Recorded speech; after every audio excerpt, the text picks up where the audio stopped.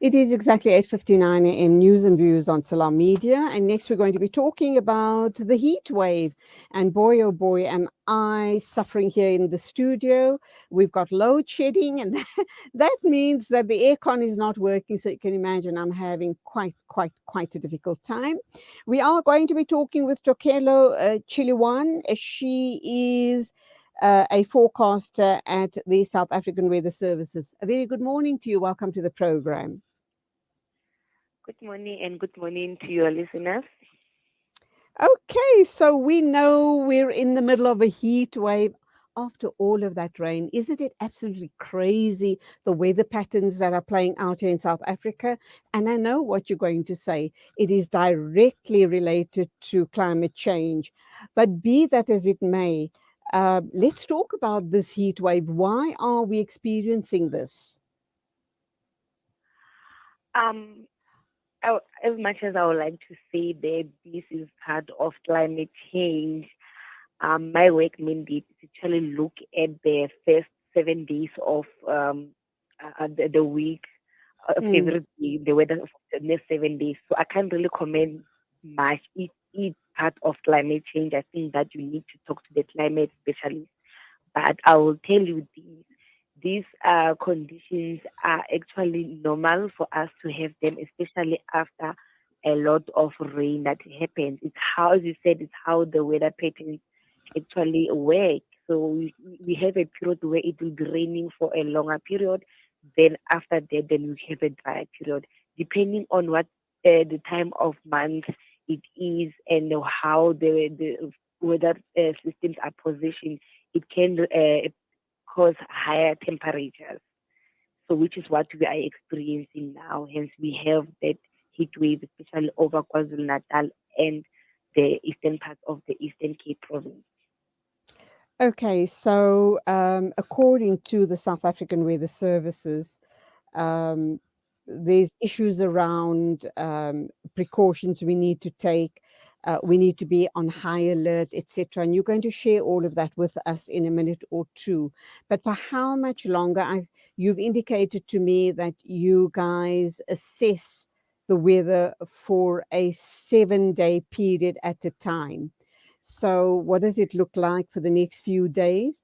Is there any ways via your satellite images that you can perhaps foretell maybe 14 days or months ahead of what the weather is going to be doing, or is that too long a period to be doing these type of assessments? I think for us, it's safer for us to just our accuracy is mostly relevant for up to 7 days. So every day when I come to work, I start to focus. It's gonna be day one today up until next week Monday. It's my day seven. Then the next person who comes in tomorrow, it's their day one. So then our weather becomes our focus it become more relevant to you.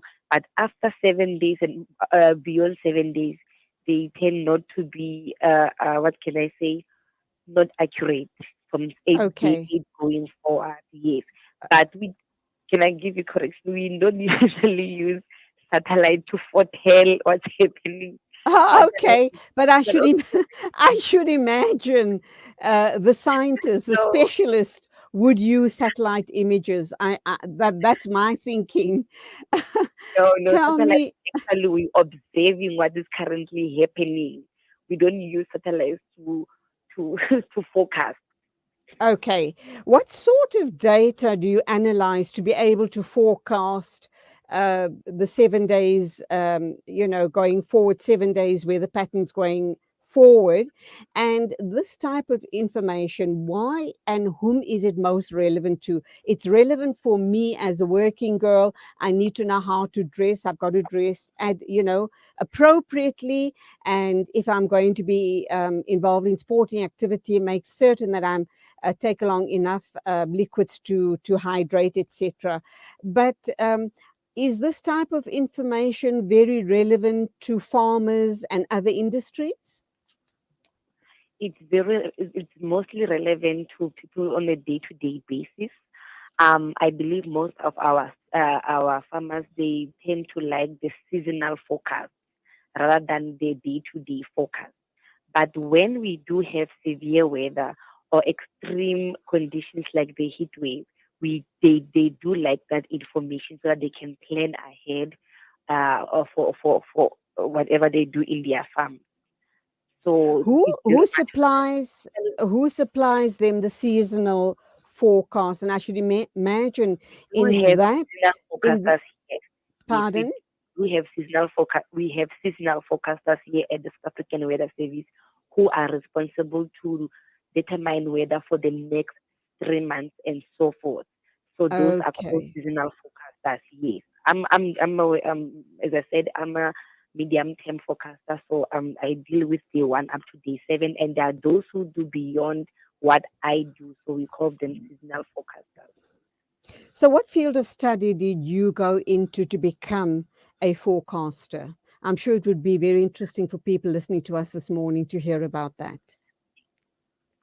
Um, Forecasting, for you to be a forecaster, you have to have the love of math and science from a high Ah, school level, from grade 12. As much as I know the narrative is that meteorology is mostly geography.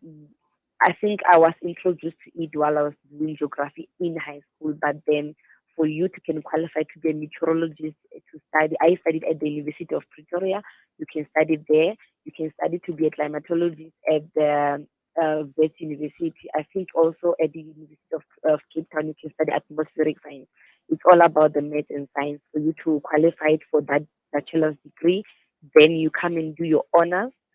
The degree is 3 years minimum study, and the honors, you do your honors, your 4th year honors. Then you come, for you to be a forecaster, you still have to do a certificate that is internationally recognized by the World Meteorological Organization. You do a certificate for a period of 10 months at the University of Pretoria together with the South African Weather Service. Then you qualify to be a weather forecaster. So it's a minimum of 5 years study.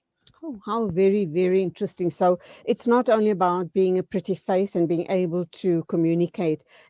It's much more than that. You need the degree and Oh, what is that? possibly a diploma No, not even a diploma. You have to go for a degree, like you for have the to qualify degree. for a degree.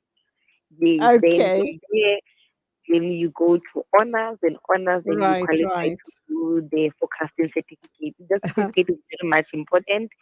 Without it, I wouldn't be called a forecaster. I would just be Okay. called. Yes, yes. Thank you for that added information. Let's just very quickly understand, because I do have my news forecaster standing by. Um, what are the precautions we need to be undertaking during a heat wave, and what does a high alert look like? Okay. When we issue a heat wave alert advisory to the nation, we advise that they should stay mostly indoors or in an air-conditioned room. Unfortunately for you, because you are under a load Load shedding. shedding. So yes. So then, for those who are working outside, we advise them to wear protective clothing, take breaks regularly, especially if you're working outside in the heat. Avoid strenuous sports or engaging in excessive manual labor as much as you can, if it's possible. Dress in cool, lightweight clothes if it's possible. Drink lot of water.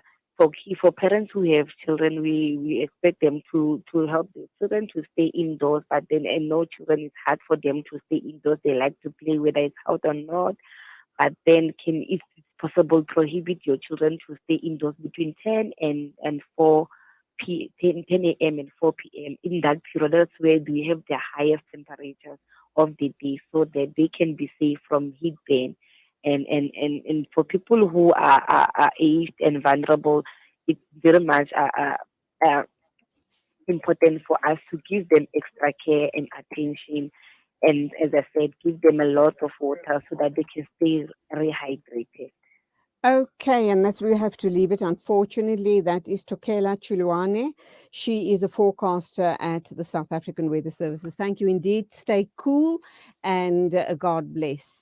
It is 9:09 exactly. News and views right here on Salam Media. Zai Jadwood is standing by with news bulletin of the morning.